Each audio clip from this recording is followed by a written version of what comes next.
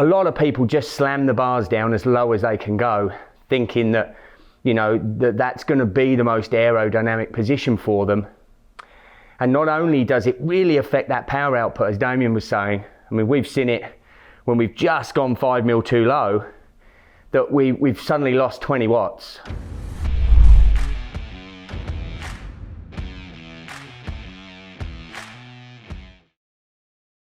Hi guys, Coach Fenz here from FTP Training. I'm joined today down at the Watts Factory, co-founder and one of my head coaches in FTP Training, Damo Mason. Thanks for coming in today, mate. No worries, mate. Good to be here. Yep, superb, superb. So look, what we're going to do, guys, is we're just going to talk through the basic do's and don'ts of bike fitting. And Damo's going to take you through that process. We're going to look at, you know, the classic things that we see people doing wrong, and we're going to adjust the move to allow us to really see how you should be and how that position should look. We'll look at the actual data on the screen from the retool system.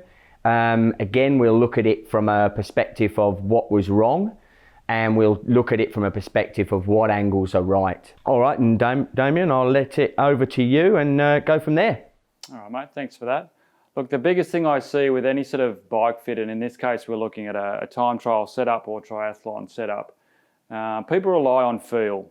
If they think they feel good on the bike, then they think the position is correct. And the thing that I've noticed over hundreds of fits is feel has very little to do with it. The way the biomechanics work in the fit, very often it doesn't feel the way it should. The importance of getting the fit done to work out that you're in the right position is really important, because just simply sitting on the bike and riding away and thinking it all feels good is very rarely a good indication that you're in the right position.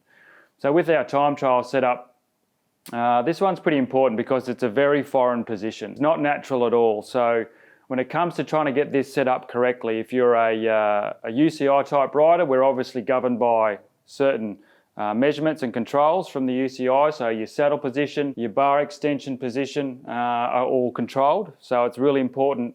There's no point setting yourself up in a really what you think is a really fast position only to turn up at your first race and the bike's illegal. So step one in the bike fit is make sure the bike is legal. Okay, so that's getting the saddle and your bar extension in the right spot.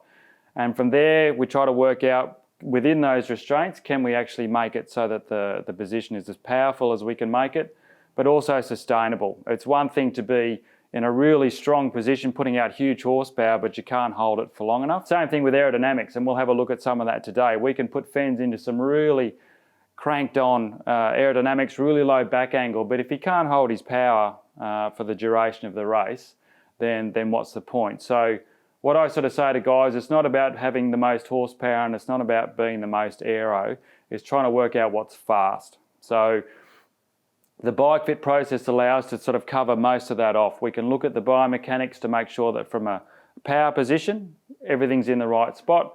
We can also have a look at your front end position and your aero to make sure that we're doing all the little things that we need to do from an aerodynamic perspective as well, but at the same time, we're not costing ourselves horsepower as well. Brilliant, mate. And I think what we'll do also on this one is we'll put those UCI measurements down on this video, so you'll be able to see what the UCI measurements are, which, as Damian said, is absolutely critical. We've been and done a lot of time trial races, haven't we, over the years? And, you know, you've turned up and just seen people pulling their hair out, going back to the car, sawing stuff off. Arguing with commissaires, which never works. And that's not great prep for your TT. All right, mate, brilliant. So look, I'll just get into a position here which we've set up, which we would class probably as quite a standard wrong position, and then I'll allow you to manipulate the move to put us in a good position. So what we'll do is, as Fenz starts to pedal away, we'll actually have a look at some of his numbers, and from there we'll work out what we can adjust on the move to sort him out.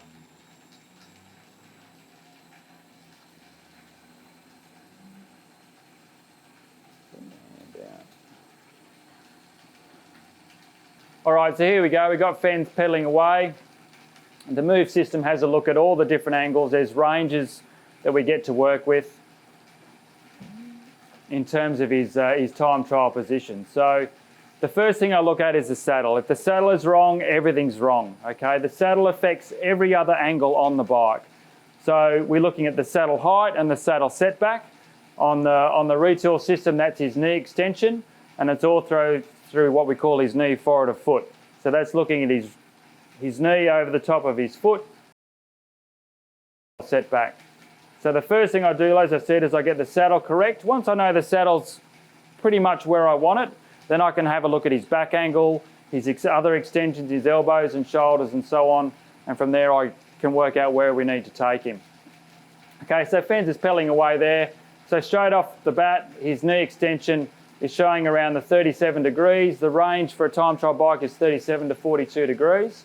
So that's saying that he's on the high side, but he's green, but he's just touching the high side. But the biggest problem I've got here, his knee forward of foot is only at 26. So the range I have is 50 to 120 millimeters. So that's looking at the knee over the foot. So the obvious thing with a time trial setup is we're trying to get you as far forward as we possibly can. Right, compared to a road bike, we're sitting back. The range for a road bike is only plus or minus 10 millimeters. On a time trial setup, we're 50 to 120 mil. So we're trying to get everything a lot further forward. So his saddle setback is only at 34, which means he needs to come forward. All right, so on a normal bike, I'd knock him off and I'd move his saddle forward. I'm trying to get everything to come forward. I'm trying to get his hips to rotate. Gets him into a much more powerful position. All right, as I do that, as I bring him forward, that's going to change his knee extension. All right, so we'll do one at a time. I'll adjust his knee forward a foot, try to get him into the green, and then from there we'll play with his setback and his seat height, and I'll just work on both of those until I get him, I try to go for mid-range to start with and then see how we go from there.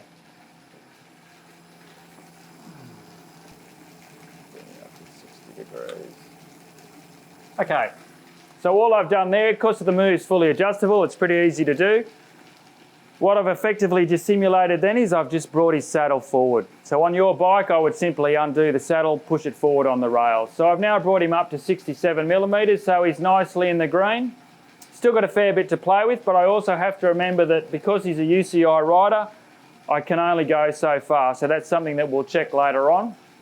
Now by moving that saddle forward, I've actually brought his knee extension up to 39, 40 degrees, which is right in the middle of his knee extension. So straight away I can look at where his saddle position is now, and he's quite nicely in the green for his extension. So I'm actually quite happy with that at the moment. I don't need to lift him up any further. I don't need to go any further forward at this stage. And actually just by making that small change, we've actually now gone pretty much green across the board, just by getting that saddle in the right position.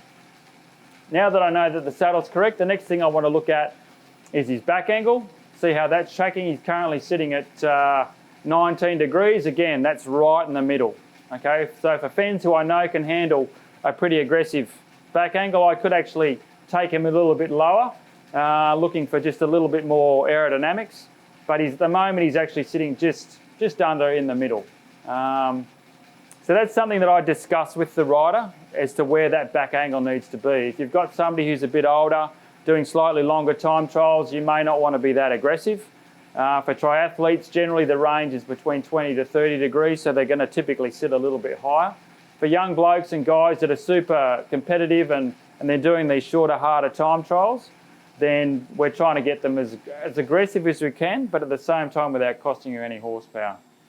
What we found, mate, isn't it, over the years, because I mean we're both multiple sort of state national champions on the time trial, and we've spent a long time refining the positions of lots of people and ourselves. And what we've also found a lot of the time is a lot of people just slam the bars down as low as they can go, thinking that, you know, that's going to be the most aerodynamic position for them. And not only does it really affect that power output, as Damian was saying, I mean, we've seen it when we've just gone 5 mil too low, that we've suddenly lost 20 watts. And, you know, getting low at the front doesn't necessarily mean you're going to reduce the frontal area. And I'll get you to talk through that sort of head up in the air position that we generally see, as opposed to how we would ride, and we've learnt to ride in more the shrug. So what we might do is we might actually put Fenz into right at the bottom of the range, so right down around the 15 degree mark. See what that looks like, okay? Then we can bring him right up to the top of the range, just so you get an idea of what the difference is going to be from the top to the bottom. And then we can have a look at the sort of things that we would do if we're going to lift him up to give him a bit more power. As Fenz was saying, well, what are the things that we can then look at to keep that funnel area minimised, but at the same time, I'm not costing him horsepower by closing him down too much. So I'm going to drop him right down to the bottom of the range. Righto, there he is. He's at 15 degrees. Okay, so that's, depending on the bike, you may not even be able to get there, but that's got him right at the bottom of the range. So everything's, from this perspective, is as far as you'd want to go. The downside of that is obviously now we're closing down that hip angle, costing him a bit of horsepower. From an aero perspective, his head's nice and low, back's nice and flat, but if it's costing him horsepower, then that's where the trade-off needs to be. So if we take him right back up to the top of the position. What I'd say though in that position, Damo, is, you know, the classic that people do is that they worry about not seeing and they do that, don't they? Yeah, they just lift their head up, which defeats the whole purpose. You have to, this has to be in a position. I always used to just look over the top of my hands. So I'm probably looking at about 3 or 4 metres up the road. If I could get that vision looking above my hands, then I know that I can fix my head in that position. I don't have to move. If you're so low that you have to bring that head up, straight away we've just destroyed the whole purpose of dropping it down. Okay, so what we'll do now is I'll bring Fenz back up. Have a look at where his head and his back and so on is at the moment. We'll bring him up and then we'll have a bit of a play with that head position to show you that even though he's a lot higher, we can still get him in a pretty good position. All right, so there he is around the top of the range. That's around the 24, 25 degrees. So quite noticeably everything's come up. Okay, so, but the reality is if he can still maintain that head position where he's, and the thing that I look at is if, once the helmet's on, if the head is below the level of the shoulders, then the head's not having any impact on his frontal area. It's when that head sticks up, all of a sudden you've got this huge bollard, and in Fenz cases it's a massive one. All right, you've got this massive head sticking up in the wind, slowing you down. Whereas if we bring that head down, all right, he's looking down here over his bars, all right, it just becomes part of his back line, all right. But that's him sitting at the highest part of the range, so I wouldn't put him there, but it shows you that we can still maintain a pretty good aerodynamic position whilst having a reasonably high back angle. I think what we can also do, mate, is obviously, if you leave it there for a sec, is that although, you know, my back is high at the moment, I can actually shrug into that position even when it's high. And what does that back angle go down to? So, you know, about 21, 22 degrees. So that's trying to shrug and actually sit my back into that position. That would actually be quite an aero position, especially on a hilly course, because, you know, you're that little bit higher, a little bit more power. The big thing here is you have to train it, all right? So I could put you in this position on the day. You have to go out and ride the bike and you have to get used to this position. The time trial position isn't natural, so it's something that has to be learned. You have to teach the body to produce power. You've got to train the muscles in this position. Your head, your neck, your shoulders, all those things, tight elbows, all those things need time to get used to that position. So you need to be riding the bike on a regular basis. I used to ride my time trial bike every week, regardless of when I had any time trials, so that I always had that muscle memory all the time, and my body didn't have to go through that process of trying to adjust to the position. So look, we've just been talking about the benefits of aero, but still being able to produce the power. Tristan Ward, an NRS rider, also rides for the Torque Nutrition mountain bike team. You know, winner of Port to Port this year on the mountain bike, produces some serious wattage. Last year at our club champs, I think he did over 400 watts for the 20 minutes and did a time that was only 1 second quicker last year than this year. But this year you produced 350 to do the same, to really do the same time. Now environmental conditions and that will change and that will affect the times. But that there goes to show it on the new time trial bike in quite an aggressive position, nearly 50 watts down, but the time was the same. So again, refinement of that position would probably see another 20 to 25, maybe even 30 watt increase. More time on the time trial bike would bring that increase back up. In that aero position, you may even get to beat my time on that course, Tristan.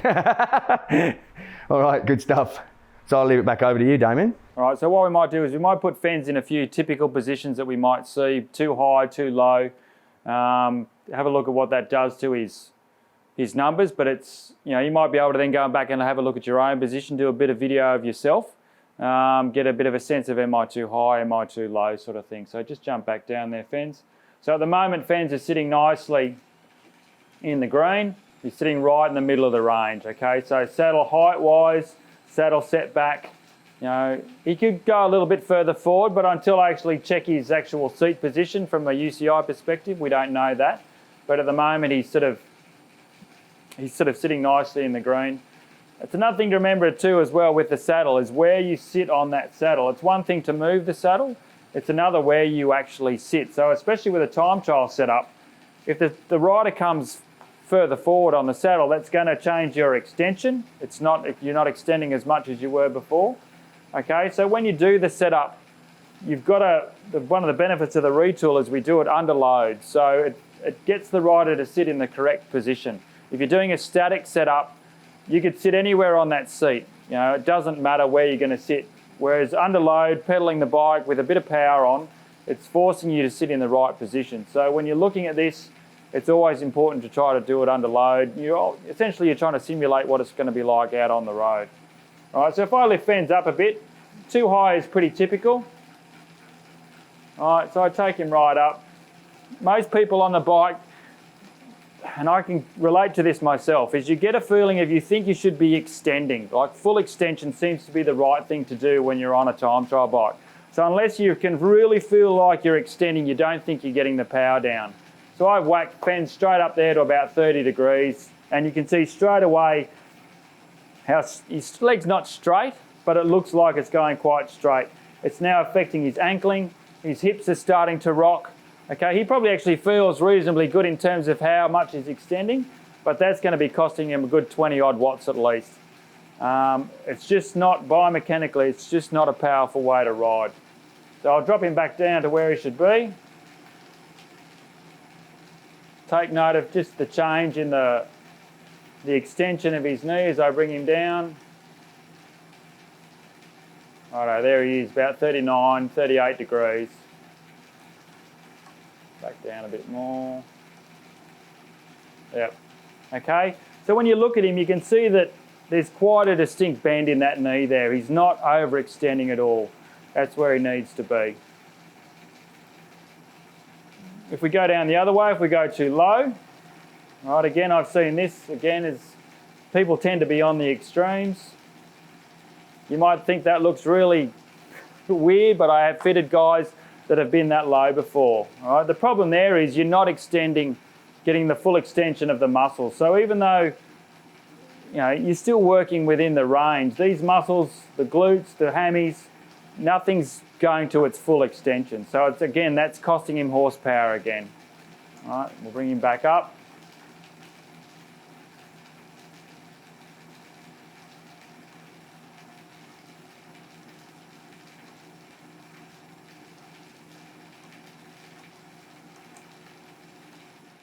Okay, so what we'll have a look at now is from a front end position, what it sort of looks like and what is good aero, what's bad aero. So we've got Fenz here in the classic, what we call the Hubbard position, all right? So they put the time trial helmet on, they bought the bike, and they suddenly think all of a sudden I'm aerodynamic, okay?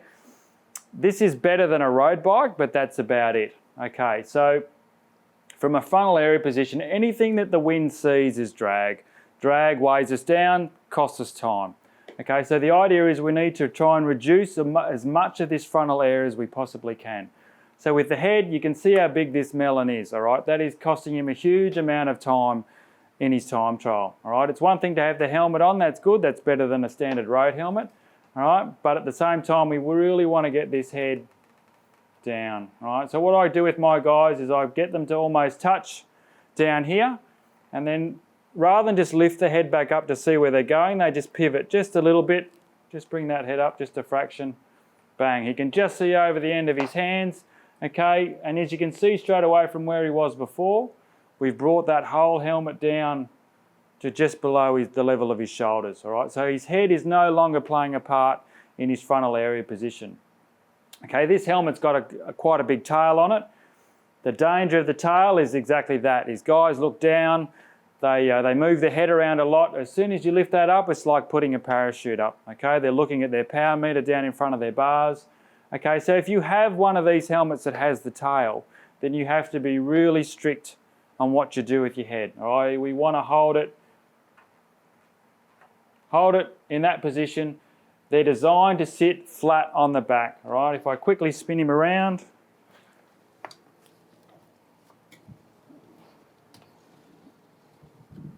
okay, you can see straight off the bat, this helmet in that position is perfect. Okay, the head's not playing any part in it. The tail is just matting nicely with his back, so we don't have a nice big gap there. If Fenz goes back to where he was before with his hovered position, you get a much better idea of, bang, look how much that's now presenting to the wind. Okay, so back to where he was before, all of a sudden we've just eliminated all of that funnel area. We've done stuff at Dunkgrave Velodrome. We've done some aero testing where we've worked out that by going from that position down to that position is worth at least 2 to 3 seconds per kilometre in time saved. So next time you look at yourself, do a bit of a video. Look at yourself in the mirror, get someone to video on your bike from both the front and the side, and have a look at where your head position is. These are some of the things you can do to find yourself some pretty easy time. What tends to happen with our helmets with visors on, or if you're not wearing a visor, you wear glasses or wearing, like sports glasses. The rim of the sports glass often causes us to lose our vision. So it is much better with a visor, because we don't have that sort of top rim of the glasses, which disturbs our vision, especially when we're trying to look out the top of our eyes. Another thing that people do is they put their hat on as we should normally put our hat on, which is like this. The thing is that, again, you're getting this as you're trying to get down into that position, you're seeing out here, and this disturbs our view. So it's actually better to, I know it looks horrendous, but it's actually better to have the hat sat like that, because then when you're in position, you can actually feel the tail touching your back. When you know it's touching your back, you know you're in a pretty good position and you're keeping that head aero. As soon as it lifts, you know that you've stopped feeling it on your back and you're putting the tail up in the air and it's a big windsock. If you find you're one of those people that moves the head a lot, or you can't achieve that position, I mean, that position is quite aggressive. If you know you can't get there, then this sort of helmet isn't for you, okay? There's no such thing as one helmet's the best helmet. The best helmet for you is the helmet that suits your position and what you can achieve. So I run with one of the casts, the Bambinos, because I can't achieve that with my head. I've always got a gap between my neck and my shoulders. I was never able to get the tail down on my back properly. So I've gone to the Bambino so that if I do move my head, I'm not having this tail sitting up. So it's worth having a look at yourself from the side and the front before you buy the helmet to see, well, which helmet is going to suit me the best. Again, for me, I've actually can use the shorter helmets, but I can get into a position in the shrug, and I've been using a laser wasp, and I found that's been really, really good in this last couple of years. They're pretty expensive these days. You're going to be spending upwards of $200 to $400 on a time trial helmet, so you want to make sure it's going to be the right one. Some of the other stuff we'll look at from the frontal area position, your elbow width, okay, the elbow pads. So the most common thing we see is guys are set up nice and wide, it's nice and comfortable, it's good stability, that's generally where people start. But again, for every little graduation that we can move those pads in is worth about 1 second per kilometre. So by all means, you might start there for a bit of comfort, getting used to the position, but as you get more used to that, your shoulders and everything gets more used, start bringing them in. You may not come all the way to touch, that's going to be pretty hard, and it's going to be difficult for you to get that head into that shrug position if your shoulders are too, if it's all, I used to touch my elbows myself, found it very difficult to get my head down. So then I've come back out a little bit, create a bit of a gap in the back. So that's something you can play with. There's free time in all of this. You do a lot of Ks on the road, do a lot of training. By addressing each one of these little things, it's buying free time on the bike. And you should always be prepared to have a play, have a tweak. It's always, we can't get into a wind tunnel, but if you've got a course that you run on a pretty regular basis, go away and have a bit of a play with some of these positions. Once you think you've got what you need, then you have to train it. You've got to keep riding it. You've got to get used to it. You have to make it so that every time you sit on this bike, it's comfortable. You're not fighting the position. As soon as you're fighting this position, it's costing you horsepower. So you have to train it over and over again. The last thing probably there is with these, with the elbow pad position in terms of the width, really if you're very wide, if you've got quite big shoulders, it's quite imperative to get the shrug. So you'll see there, the normal position again would be to sort of have my shoulders out wide. That feels comfortable. But if I can shrug and get into that tuck, you can see that I'm narrowing that frontal area again, dropping the head between them, and overall, I've got a much, much lower frontal area. If I come back up like that, you can see they go right out, and again, it's slower.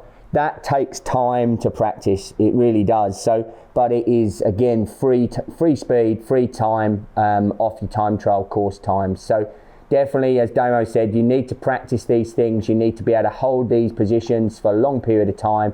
20 minutes if you're doing, 20 odd minutes if you're doing a sort of 15, 16K, upwards of an hour. So it's hard, but practice. Brilliant. Right. Thanks very much, Damo. That's I'm sure that's pretty informative for everyone to get out there on their TT rigs and get the positions dialed. Superb. I'll catch you out on the road or on the trail. Bye-bye.